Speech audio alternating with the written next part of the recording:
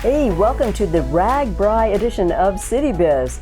Michael Halley, all things RAGBRAI. Melinda Arndt, just your questioner and trying to attempt a look here. Thanks, Deb Arnold, for loaning me some of your steampunk gear. We got steampunk, glow party theme, and we want to talk about a lot of the practical issues that we will all experience, as well as the fun coming up with RAGBRAI. All right. Well, today's about as hot as it was RAGBRAI 1997. That was a crazy hot year. We got skipped over. We were on about a 9-year cycle that we would host, and we didn't do it in the early 2000s because we were reconstructing our downtown. All those wonderful garden nodes Yep. and all of that was going in. Yep. So that would have been the summer we would have probably had them, but we didn't. So we went a little longer. 2013, as most people remember, was a lot of fun. And here we are six years later. Maybe a little soon, we don't know, but we're doing it anyway. So, yeah, if you were around 6 years ago, you remember that the town tripled, yes, more than doubled, because about as many riders as you have, which is 10,000 plus, you've got that many support people plus. Yep. And that's just support people, and then vendors, Yep. and then people who just relatives. come because there's a party going on. Yeah, so people will go to a town just to party with the town people.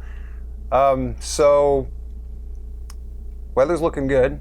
We're looking like, upper 80s for Thursday, but let's talk about what to expect leading up to it. Starting like Wednesday night with some street Wednesday closings afternoon. and going through to Friday morning, and then, So Wednesday afternoon, most of the downtown streets will be closed by 3. And that is on the 24th, July Yes. 24th. Wednesday, July 24th. It's very important for anyone who parks on Briggs Avenue between 2nd and B Street to move your vehicle before 3 o'clock. That is the one where there were several vehicles that were towed last time. The police don't want to tow your vehicle. Yeah. It's a pain in the butt for everybody. We really, really don't want to. So we're trying to get the word out ahead of time. Please move your vehicle from Briggs and also Broadway between 2nd and B. Oh, yeah. Also Main Street. Anywhere around the square. Between Burlington and Briggs, and Court Street between Burlington and Briggs. Those will all be closed.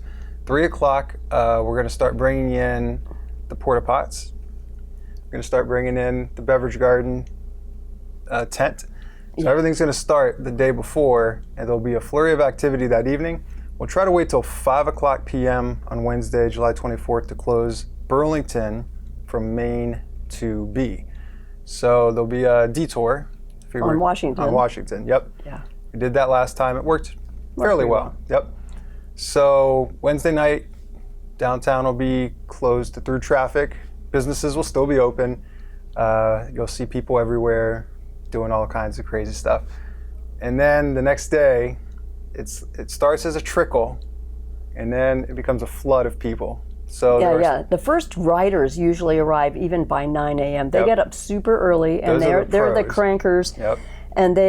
But the support vehicles start flowing in around then, or even a little earlier. Yep. So if you are planning to go downtown, of course, if you live or work downtown, you already know you're going to be on foot power, you're going to be riding your own bike, or you're going to have someone drop you off and pick you up, because parking there will be a paucity of parking, if we would like to use that older word with the Victorian attire. Hardly any place to park, and you can go. I put this here as a prop. If you take the paper, you can look at the Tuesday paper, but the website, and also I think our wonderful magician Jason will have this map showing the streets closing. And does it also say on the website where you can park or where you can look for parking? Well, all the parking lots, they'll still be available. Yep. Yeah. Except for the one over by VFW at the intersection of Broadway and B. Okay, that'll be closed off because that's going to be parking for the entertainment support. So, and I think the wastewater department's using it as their staging area. So everything else will be still open, but like you said, a lot of people in town, so things are going to fill up pretty quick. It is going to be very difficult to get around town, so we're recommending anybody who needs medicine or food or anything important to get it the day before on Wednesday, and just expect Thursday to be essentially, it's impassable. You won't be able to get where you're going. Of course, you probably could, and emergency vehicles will, but Yeah. It's going to be super difficult, very crowded. We're talking about downtown, but also there will be loads of riders who will camp out at the fairgrounds, like everywhere. And thank you for everybody who is offering to let people sleep in your yard or in your home or on your property or your business, wherever you're letting people be put up. Thanks for hosting those people. Big shout out. So even getting out to Hy-Vee or Walmart, there will be so much more traffic. You will feel like you're in a major metro area, and you'll be frustrated by how long it's taking you to get there and get out. And it does feel like we become this bustling city for a day. For 24 to 36 hours, and then it's and then they're gone. And it's like you can hear a pin drop the next day. It's so quiet. That's how it was like last time. Maybe not, because they're coming on Thursday, and so Friday people will be back to work. But yes, even Friday morning, the riders will be leaving around 9 or 10 a.m. Well, some will leave quite early if you just want to have fun with the spectacle of seeing them go out at 5, 6 a.m. and hear click, click, whoosh, click, click. Those are the serious ones. The majority of them just get up, do their thing, and then head out. And they're going to be leaving on Madison Avenue. So Madison is going to be flooded with riders on Friday the 26th that morning. So we just want people to be aware, people who live there, who maybe use that route. Maybe if you don't need to use the route, find an alternative route. But it's it's a little more than a day, because the day before things change, streets close, and then the morning after we still got to get them out safely to their next destination, which this year is Burlington. So it's a little bit more than a 24-hour venture. But here's some fun stuff that's going on. We got some really great entertainment downtown. It's all starting free. in the afternoon. Starting in the afternoon. We got some local stuff. We've got some out-of-towners. There'll be a glow party that night, like you said. Glow colors. That's right. So bring your white shirt if you want to have the black lights set you up. But we'll have glow sticks. And I think the band that's playing, the headliner band, No Limits, are they going to dress in? They have LED lit suits that they can wear, so they will be aglow, literally. Now, something cool we're doing this year, instead of just banners for the sponsors, so it's the Cambridge Investment is the main sponsor for the stage. We're going to get an LED screen, and it's going to scroll the sponsors, but also we're going to hook it up to the internet, and if people tag Fairfield RAGBRAI, I think it's Fairfield RAGBRAI, I'm going to make sure we get that in post-production, but if you tag pictures, we can get them uploaded, so people will have pictures that'll come up, as long as the internet connection is working. That is very cool. I went to a wedding a few months back where they were doing that. I'd never been to a thing where you put the hashtag and you put someone's name, and then all these screens all over. This was at Notre Dame, so the whole stadium was had all these pictures. Yeah, it's pretty cool. So that's the new tech that's out there. Something a little different from 6 years ago. Great. Yeah, so that's going to be fun. There'll be a glow tent where you can go in and get your glow sticks. The beverage garden, again, is the whole downtown this year, so it's not just a section. Well, you mentioned a tent. So is there going to be a tent where beverages are sold? Or like if someone goes to a Mori Mio and comes out with how is that going to work? So law enforcement does not want people coming out of an establishment with a beverage from that establishment. It's kind of funny. Yeah, you think, well, why does it matter where it came from? And, in the end, how are they going to tell? But that's what they say. They prefer if you buy it within the beverage garden from the beverage garden tent. And of course you'll be wristbanded to show that you are of age to buy. So you got to come over, get your wristband that shows you're of age. Then you may purchase the beverages, and then you may walk around. But it's basically the whole downtown. Okay, so I beverage garden. Understood from you earlier that you can walk around anywhere, but I didn't know about the. Yeah, it's funny. Where you got it. I'm not even sure if you're supposed to take it inside. Like, say I wanted to go into a retail store that doesn't serve alcohol. Probably don't want to bring my drink. So, just keep it out in the public area, which is the street, the park, the sidewalk. That's the public space, and respect people's private property. Oh, yeah. Yeah. Pretty simple.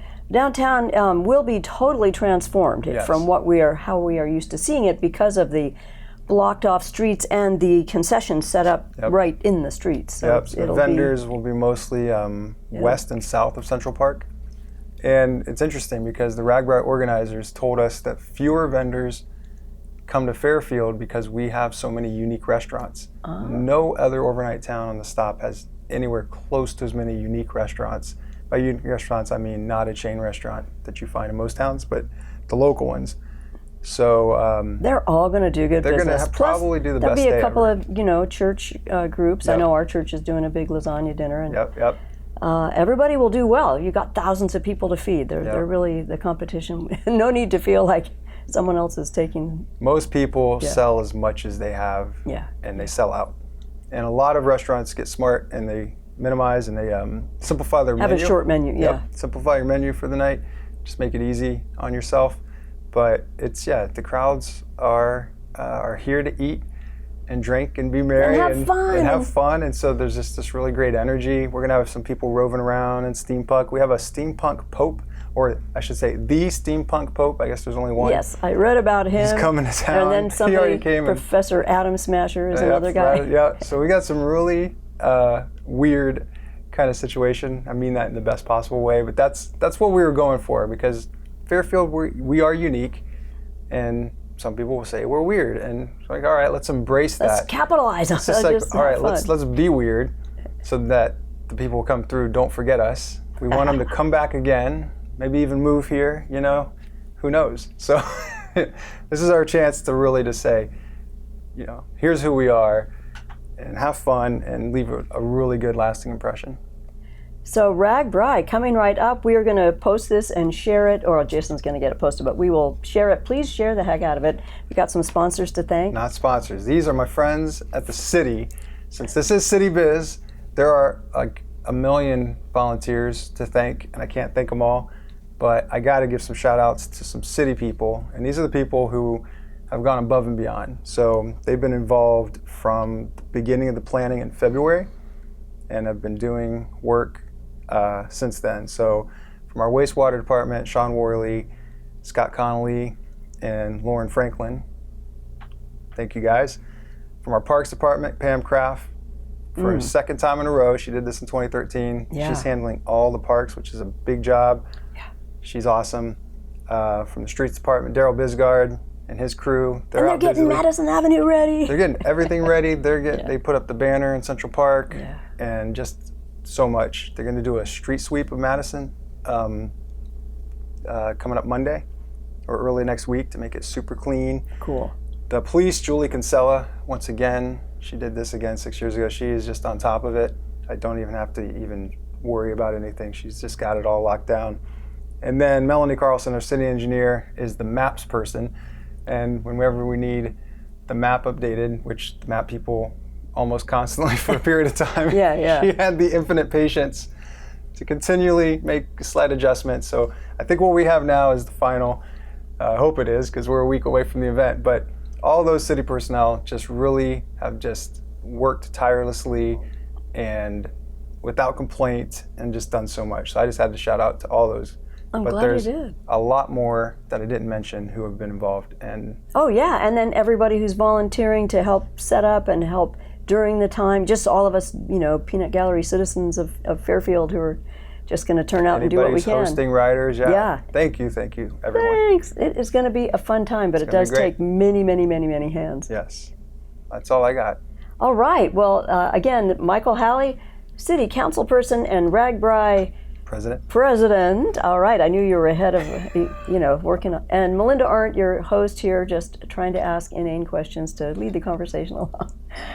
RAGBRAI coming up. Not inane. Not inane, no, because we can be funny, but we were trying to be practical here and share some info. Yep. So thanks for joining us, and see you at RAGBRAI.